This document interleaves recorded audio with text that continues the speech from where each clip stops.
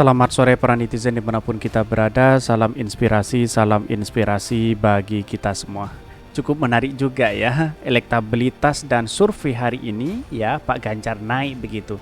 Tapi di satu sisi angka kemiskinan ekstrim di Jawa Tengah masih tinggi. Pengamat Citra Institut Ganjar kurang layak jadi capres dan bahkan relawan-relawan Ganjar sudah ada bagi-bagi sembako. Apakah karena ini survei naik efek dari bagi-bagi sembako? Wallahu alam. Tetapi mari kita baca terlebih dahulu ya dan kita simak seperti ini ya bagi-bagi sembako ala relawan Ganjar. Ini ya, ini maksud kau cebong. Ini banyak sekali ya. Mari kita dengarkan terlebih dahulu ya seperti ini. Ini parah nih.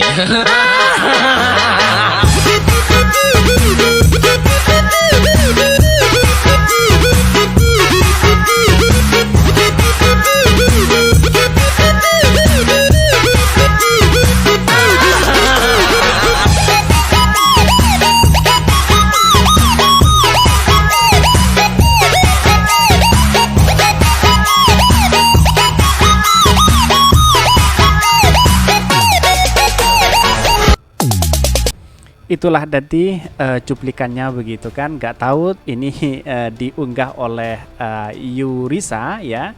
Ini banyak yang menjadi spekulasi bahkan banyak kritikan begitu. Haha, ndak sembako ya, ndak Ganjar, sembako 50.000 sengsara 5 tahun. Inilah kritikan keras oleh para netizen begitu kan. Tapi di satu sisi angka kemiskinan yang ada di Jawa Tengah masih menyelimuti begitu kan. Inilah kegagalan Pak Ganjar. Wadas, banjir, terus angka kemiskinan.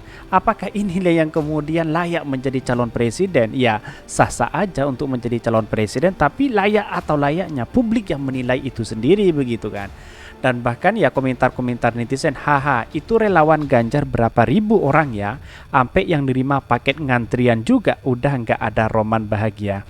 Tapi pertanyaannya adalah dari mana uangnya, dari mana dananya begitu kan. Ini kan menjadi catatan penting, publik harus tahu begitu kan. Tidak hanya diterima ya sengsara 5 tahun begitu kan. Kira-kira seperti itu logikanya begitu kan. Ya inilah yang kemudian publik dan netizen harus tahu begitu kan.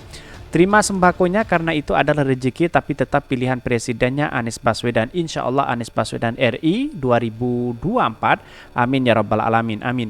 Gimana mau jujur kalau jalannya saja serba salah dan foya-foya. Memang ya Pak Ganjar kerap sekali ya relawan-relawannya membagi sembako begitu. Ada apa begitu? Dan bahkan ya melihat dari realitas videonya ini saya nyawer pakai 50 ribuan padahal tidak ada penontonnya dan sepi penonton begitu kan. Ini kalau nggak salah cuma 10 orang muter-muter terus di situ udah ngambil bingkisan, muter-muter lewat kamera. Bingkisan diletakkan di LG ya di tempatnya, dia akan ngantri lagi, ambil lagi begitu terus menerus kan kelihatan. Ya begini buat alasan pemilu terbiaya tinggi. Kenapa tidak bread cerdas, amanah program yang disampaikan dan menyampaikan tanpa kebohongan. Ya apa yang saya bacakan ini adalah pro dan kontra ya Titor ya. Ini kalau kayak gini bukan kampanye kan ya. Kalau orang lain yang berkumpul secara sukarela tanpa bingkisan lah yang kalian sebut curi setar kampanye. Aneh otak hatimu. Salvo ama ibu-ibu yang ditarik paksa buat diajak foto. Fakta seragam merah. Maknya belusukan bagi sembako buat wong cilik. Mang Joko bagi traktor. Tapi bohong, ini banyak sekali yang mengkritik mereka begitu. Dari mana dananya? Ya wallahu a'lam, mungkin dari relawan-relawannya. Tapi akankah relawan-relawannya sedia memberikan uang segitu begitu kan? Kalau hanya 10.000, 50.000 kali berapa orang, berapa juta begitu kan? Ini kan sangat aneh sekali begitu kan. Bahkan ya menurut saya pribadi apa yang dilakukan Ganjar akhir ini ya gagal. Kalau mau capres atau tidak ya tergantung dirinya karena inilah bagian dari demokrasi. Tetapi dari kenyataan dari survei yang ada ya Pak Ganjar hari ini menurut saya ya tidak sesuai dengan kenyataan, nol besar begitu kan. Dan bahkan mari kita baca terlebih dahulu ya perbandingan dari berita ini ya antara elektabilitas Pak Ganjar dengan kenyataan seperti ini. Ini Angka kemiskinan ekstrim di Jawa Tengah masih tinggi, pengamat Citra Institut Ganjar kurang layak jadi capres. Tapi ya, di satu sisi survei terbaru ya, suara Ganjar naik saat masyarakat puas dengan kinerja Jokowi. Waduh, sudah dibenturkan dengan kinerja Pak Jokowi seolah-olah kepuasan itu ada timbal baliknya kepada Pak Ganjar begitu kan. Aneh sekali surveinya begitu. Saya bacakan terlebih dahulu ya yang ini. Impian Gubernur Jawa Tengah Ganjar Pranowo dimajukan sebagai calon presiden atau capres oleh PDI Perjuangan pada 2024 dinilai bertolak belakang dengan kenyataan ekonomi masyarakat di daerah yang dipimpinnya. Pengamat politik Citra Institut F. Risa menilai kinerja Ganjar Pranowo selama 2 periode tak memberikan kesejahteraan yang maksimal kepada masyarakat Jawa Tengah.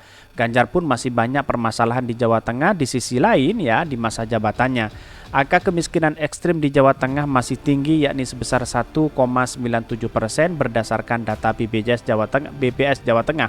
Bahkan Erlisa mencatat sudah 9 tahun Ganjar Pranowo memimpin Jawa Tengah atau sejak 2017 silam ekonomi warga di sana belum diperbaiki secara signifikan. Artinya secara individu Ganjar tidak dalam posisi kandidat capres bagi PDIP yang amat berhasil dan berkualitas. Ia menangani banjir. Ibu Megawati sudah mewanti-wanti bahwa banjir akan terjadi di Jawa Tengah. Ternyata terbukti begitu. Apakah dihiraukan oleh Pak Ganjar begitu kan? Maka dari itu dosen ilmu pemerintahan Universitas Sutomo ini melihat ada ketidaksesuaian antara hasil survei dan menempatkan Ganjar di urutan atas dengan hasil kerjanya sebagai Gubernur Jawa Tengah. Ganjar layak diusung ketimbang Puan Maharani dari segi elektabilitas, tetapi dengan klaim ia telah berhasil menuntaskan angka kemiskinan. Hal ini masih bisa diperdebatkan. Bahkan soal kemiskinan di Jawa Tengah, pengamat singgung Gubernur Ganjar 2 periode hanya lip service. Persoalan angka kemiskinan di Jawa Tengah menurut Direktur Eksekutif Sudut Demokrasi Riset dan Analisis Sudra Fadila harahap menjadi satu sandungan bagi Ganjar Pranowo. Artinya Gubernur Jawa Tengah itu digadang-gadang sebagai bakal capres potensial dengan survei yang cukup tinggi. Soal kemiskinan itu sempat disinggung oleh Rocky Gerung dan Rizal Ramli. Padahal Jawa Tengah termasuk provinsi yang angka kemiskinannya sangat tinggi. Sulit dibantah kalau ditanya valid. Artinya apa yang dikerjakan Ganjar di 2 periode itu hanya lip service. Hanya bisa mengangkat pamor pribadi tanpa bisa menunjukkan kinerja konkret sebagai kepala daerah. Bahkan kalau memang angka kemiskinan itu tinggi, maka juga mempertanyakan kinerja kepala daerahnya. Sudah melakukan apa saja sehingga rakyat miskin terbilang tinggi. Apalagi lanjut dia sampai digembar-gemborkan kalau masyarakat Jawa Tengah itu sejahtera. Ya sejahtera di mana begitu? Relawan-relawan Ganjar bagi-bagi sembako begitu tadi kan? Apakah dengan bagi-bagi sembako itulah yang kemudian menunjukkan elektabilitasnya tinggi? Dari mana surveinya begitu kan? Kalau hanya informan sebesar 1.000, 10.000 kan masih kurang begitu kan. Dan bahkan ini ya namanya survei kan bisa dibayar bisa tidak begitu kan. Mana yang kredibel, mana yang independen begitu kan. Kemiskinan di Jawa Tengah tinggi, kinerja Ganjar Pranowo dikritik. Pengamat komunikasi politik Universitas Esa Unggulan Jamiluddin Ritonga ya menilai Gubernur Jawa Tengah Pranowo dalam membangun provinsi Jawa Tengah selama 2 periode tidak menyuluh. Artinya ya gagal begitu kan. Inilah yang kemudian menjadi catatan penting, apakah selama ini yang dilakukan Ganjar benar-benar pencitraan atau memang ikhlas membangun Jawa Tengah. 2 periode loh, 2 periode begitu kan. Wajar sekali saya lebih setuju dengan Puan Maharani begitu kan. Lebih santai, rileks, terus kemudian ada prestasinya begitu kan. Oleh karena itu ya, lanjutan dari sisi komunikasi politik, peresmian akses air bersih yang dilakukan Ketua DPR Puan Maharani menjadi pesan keras buat Ganjar dalam hal kinerja.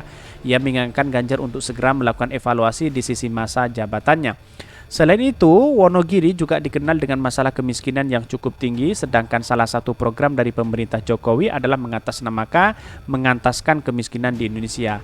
Menurut dia, kinerja Ganjar selama ini kurang mampu mengkoordinir para wali kota dan bupati wilayah Jawa Tengah agar pembangunan desa bisa merata.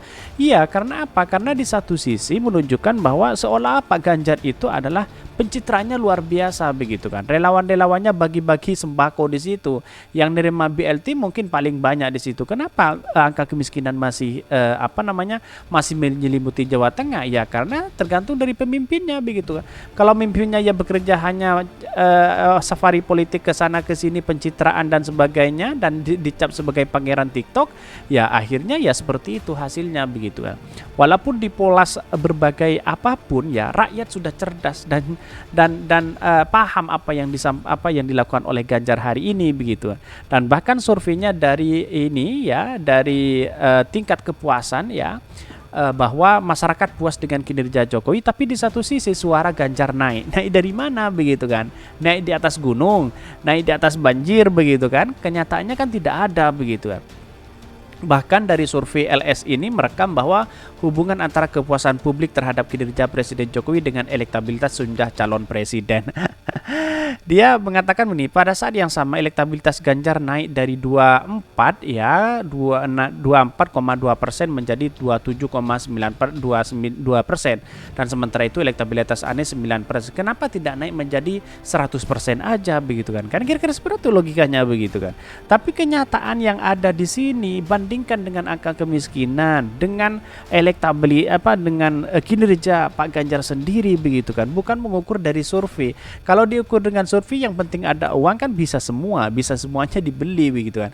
Kan kira-kira seperti itu logikanya begitulah. Artinya apa yang selama ini dilakukan oleh Ganjar ya, menurut saya pribadi tidak punya dampak positif, ya sedikitlah yang diterima oleh masyarakat.